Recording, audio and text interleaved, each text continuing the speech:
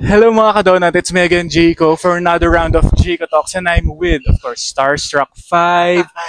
He is an actor and then Philippine Navy din, and right now, CEO siya ng Zeus Combat League. We have Rocco Nasino. How are you? Thanks for coming here. Yes, Appreciate of it. course. Maraming salamat. I'm very happy. Tired because I just came from a movie shoot. I got to sleep at 6 a.m. Made sure to wake up at 10 to prepare for this. And I'm very excited. After today, we go back to the drawing board and prepare sa October 26 para sa Supremacy. It's gonna be a crazy October for me. Ayun na nga, no. Since Zeus Combat League is happening right now and then you did contract signing already, just give me a brief lang, paano ka napunta dito, ano yung turning point mo na right now, CEO ka na. Oo nga eh. Initially, I was looking for investments, and then I came across yung first event ng Zeus Combat League, which was Ground Zero. It's a beautiful event, like I said kanina, this year actually, This itong year. May lang. And it was a beautiful event, it was sold out, bumabagyo, pero puno yung Sky Dome. Sabi ko parang, shucks, parang sana nasama ako dyan. But I reached out to Burns and said like, hey, you need someone to help you pa kasi maliit pa yung team. And he was more than happy to welcome me. And syempre, I had to convince him na ano mabibigay ng isang Rocco na sino sa company na ito. And I said my piece, pinakita ko kung anong pwede ko i-deliver. So right now, after today, comes the responsibility of delivering. Kailangan pakita ko yung worth ko sa team and the company and to showcase and make this really viral, talked about. Kaya everything just fell into the right place at the right time.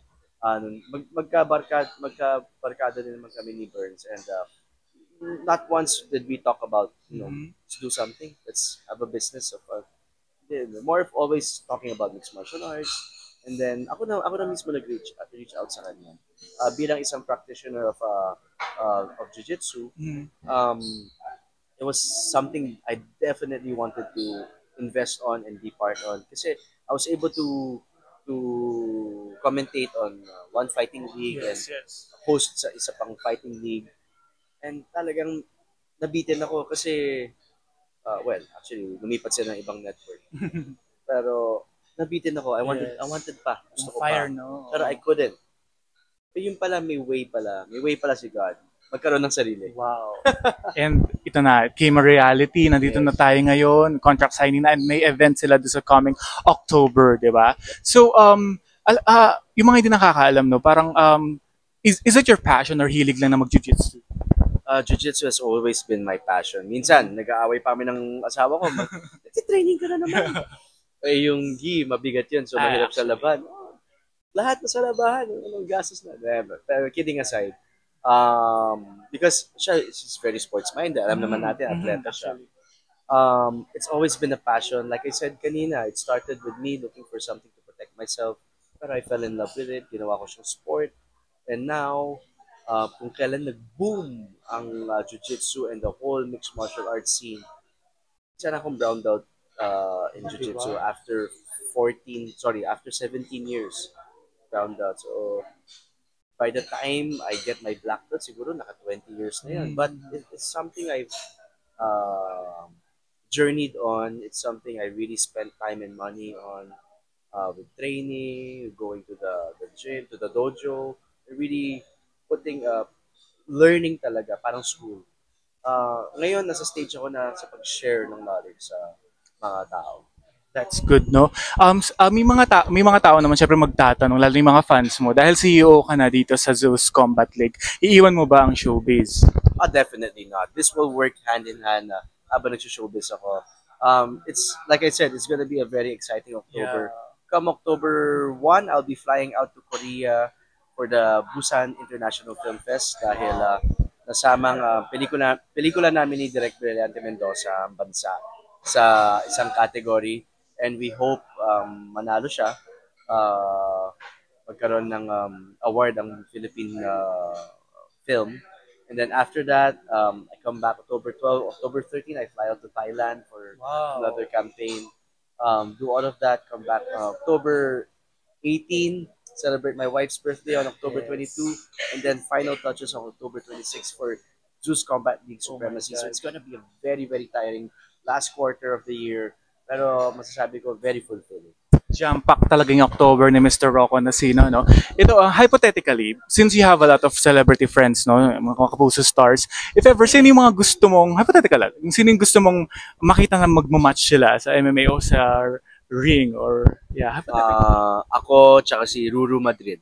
Oh my God, that will be, amazing. Parang sa action star, eh. You know, you're an action. Sabi, parang kita ko, grabe siya mag-workout, mag-training. Yeah. Sabi ko, pag nakikita ko yung posts niya, parang pati ako gusto kong mag-workout. No? So, very inspiring. So, I want to see sa extent ng pag-training niya, sa pag-extent ng training ko, ano kaya mangyayari? Yes, Ruru and top 3. You named Ruru na. Na makakalaban ko? Yeah, or wow. gusto mong makita. Merong Ruru Madrid, meron tayong Dennis Trillo. Oh my God, Dennis Ruru. Dennis Ruru. And alam mo lang, Dennis is an MMA addict also. Yeah. Mahilig siya maglaro sa PlayStation din. He trains and marami siyang alam sa fighters. So, ayun, if he trains like them, very interesting. Actually, nakapag-sparring na rin kami ni Dennis. Wow, yeah, he's into boxing din. Yes, nakapag-sparring kami ng boxing. Very fun. Ang dami ko natutunan sa kanya. Unorthodox siya, kaya talagang mahirap basahin. Magaling. Isa yan, pwede yan. Yes. And trivia lang, siya yung una mong nakasama sa Gumapang Ka sa Nusak after sa Starstruck stint mo, di ba? Yes, We have a good friendship then. Di ba? Ang ganda. It's come a long way na talaga. And then, since you said nga kanina na you're flying here and there for an international, no, for a film, what is your new project that you can share with our viewers? Like kahapon, galing ako sa isang shoot ng pelikula.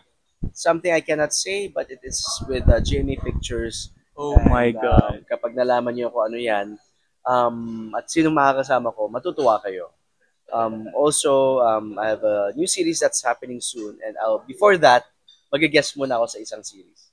Ang dami, di ba? So, after nung show mo with Yasmin na din, di ba? Ito na, ang dami nang aabangan kay Mr. Rocco Nasino. Speaking of projects, no, kasama ka rin ba sa upcoming Encantadia Chronicles ng Sangre? Yeah, now that you mentioned it, yes, kasama pa pala ako. Ang dami, iba pa yung mga series na sinabi mo earlier. Yes, wow. yes. It's a tiring one, pero kitang-kita niyo naman sa mukha ko how I enjoy this. Yung aura. If I can show you my car, may 3 set ng damit doon para ready lang ako to do a shoot, then check in somewhere para maligo, tapos lipat naman. It's something I'm always ready for, and that's why I do this. Siyempre, para sa pamilya ko, para sa anak ko, sa asawa ko, for my family. At the same time, this is me enjoying being an actor.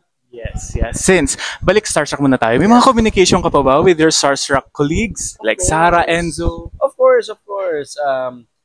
We're in the loop of everything that they do. Nakamusta ako. Steven and Diva na nasa States. Yeah. Nakamusta ko from time to time. Although hindi kami nakikita-kita. But nakakausap ko sila. Si Rox Montalegre na nakakasama ko sa tennis. Enzo, I get to play golf with him. Siya busy siya kasi medyo nagpe-prepare siya for politics also. Yeah. So, medyo mauubos yung time namin of seeing each other. Ang saya lang, no? Parang decade na yata, no? Yung Starstruck. 2000, di ba? So, look at you now. And of course, you, di ba? CEO ka na dito sa Zeus Combat. Like, sino ba yung gusto mong maka-work or di mo pa nakaka-work sa GMA? Or leading lady? Marami pa. Marian. Actually, si Marian, hindi ko pa siya naka-work. Yeah, Marian, wala pa. Heart, naka-work ko na. Bea Alonso, hindi. Ay, wow. Siguro, hindi ko pa naging leading lady. Si Glyza. Ang dami pa, no? Si Jeneline. Ay, hindi. Si Jeneline. No, Jeneline and Ding Dong and me and Jasmine. Descendants. Ito nagkagsena. Jeneline, hindi pa. But parang hindi siya parang leading lady. Yes. Ang dami pa, no? So, grabe, no? Sa isang marami pa talaga tayong pwedeng i-look forward kay Mr. Rocco Nasino. Since open na yung mga collaborations sa ABS-CBN, Di ka ba nakapag-show sa It's Showtime, nakapag-guest? Hindi pa, hindi pa. Sana, no? If Hopefully ever soon. man. Yeah. Maybe when we promote the film and the series, maybe we can drop by. Diba? Very, very fun yung mga ginagawa nila doon. So Yeah, hopefully diba? makadalaw ako. Actually, no, sana. We look forward. Sino ba yung gusto mo maka-work doon? Gusto mo maka-collab? Gusto mo leading lady? Siyempre manifest yun. Well, nakatrabaho na si Jasmine. So maybe Anne Curtis. man. Maybe, no? Para makita ko yung difference sila in terms of acting, how they, Kim Chu. Kim Chu, yes. Kakilala ko rin si Kim. I would love to work with her. Tawag dito, bilang marunong ako mag-Mandarin, baka may Di ba ang ganda no? Ang saya. Tapos, something in Chinese kasi Chinese din yan si Kim eh. o kaya uso rin yung parang, di ba, uso sikat yung Kim Pao ngayon, si Kim Chu and Paolo. And then with you, oh my God. Pwede. It would be a drama scene talaga. No? Oo, pwede yun. And, yun na nga, invite our viewers to please catch this Zeus Combat League this coming October. Invite them. Yeah, everybody, you are looking at the newest CEO of Zeus Combat League. We are going to make it very, very exciting. Come October 26, we have 5 title fights for you to enjoy. Bakbakan yan, mag-enjoy. Ibang klaseng energy ang mararamdaman ninyo. It's going to be a wild night. And we are looking forward for everybody to come. We have VIP tickets, we have VIP tables, we have seats na iba-ibang klase. Definitely affordable para sa lahat ng Pilipino. We are looking forward to see all of you October 26, Zeus Combat League Supremacy. Where they can get the tickets. They can get it online and through Facebook, and we'll be announcing that soon. Thank you very much again, Mr. Rocco Nasino. Thank you. Thank you.